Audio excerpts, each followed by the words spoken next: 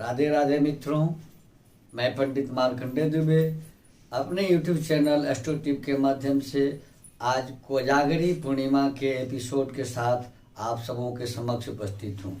कोजागरी पूर्णिमा कब मनाई जाती है, इसका उद्देश्य क्या है, इसमें क्या करना चाहिए, धन प्राप्ति के लिए कौन कौन से उपाय कोजागरी पूर्णिमा की रात्रि में करने चाहिए, इन तमाम बातों की जानकारी इस एपिसोड के माध्यम से आपको दी जाएगी। क्योंकि चंद्रमा, पूर्णिमा और लक्ष्मी, इनके बीच क्या संबंध है। चंद्रमा और लक्ष्मी दोनों की उत्पत्ति समुद्र मंथन से होती है।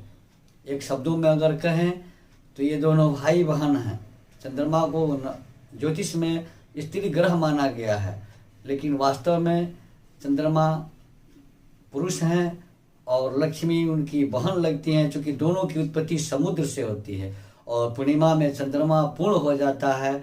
विशेष करके आश्विन मास की पूर्णिमा जो होती है शुक्ल पक्ष की, उसमें नवरात्रि के बाद माँ दुर्गा के जाने के बाद लक्ष्मी जी का धरती पर पदार्पण होता है और ठीक उसके 15 दिन के बाद दीपावली का त्यौहार मनाया जाता है।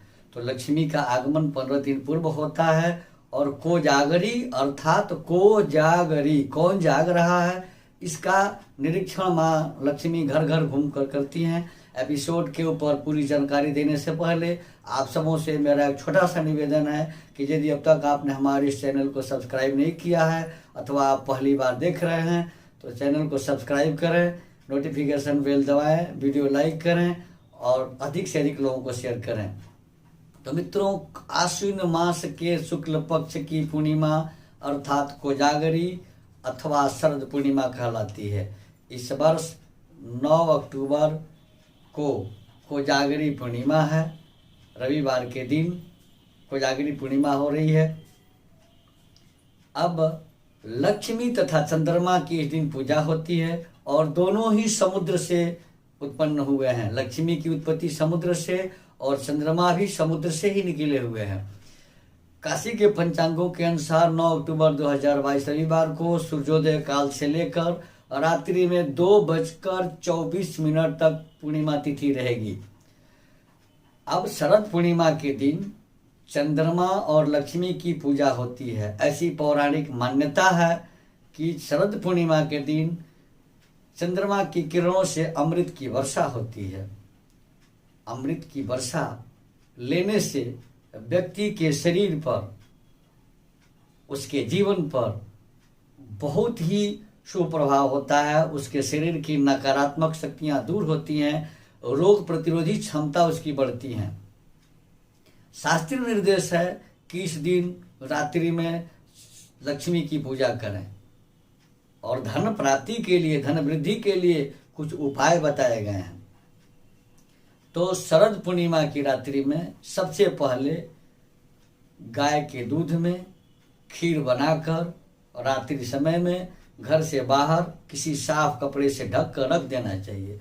चंद्रमा की किरणों से जो अमृत की वर्षा होगी वो खीर में जाएगी और वह खीर सुबह उठ करके खाने पर व्यक्ति के शरीर में अमृत का प्रवेश होता है और रोग प्रतिरोधी क्षमता में वृद्धि होती है। व्यक्ति वर्ष भर निरोग रहता है। शरद पूर्णिमा की रात्रि में माता लक्ष्मी घर घर घूम कर देखती हैं कि कौन जागरण कर रहा है। कोजागरी माने जाग कौन रहा है। जो लोग जगते हैं, जिनको माता जगते हुए रात्रि में देखती हैं, उनके घर धन वृद्धि करती हैं, उनके घर में धन की वर्षा होती है। इसलिए कोजागरी पूर्णिमा के दिन, शरद पूर्णिमा के दिन रात्रि में जागरण अवश्य करना चाहिए। संभव हो तो घर के बाहर निकलकर चंद्रमा के किरणों का आनंद लेना चाहिए। शरद पूर्णिमा के दिन माँ लक्ष्मी को खीर, मखाना, बतासा और सफ़ेद वस्त्र अर्पित करके उनकी पूजा करनी चाहिए। शरद पूर्णिमा के दिन रात्रि में माता लक्ष्मी जी के मंत्रों का जप करना चाहिए, श्री सूक्त का पाठ करना चाहिए। जप की संख्या पूर्ण होने पर यथासंभव हवन भी करना चाहिए। इससे घर की गरीबी दूर होती है, घर के अंदर की नकारात्मक शक्तियां बाहर होती हैं और सकारात्मक शक्तियों का प्रवेश होता है, धन वृद्धि होती है।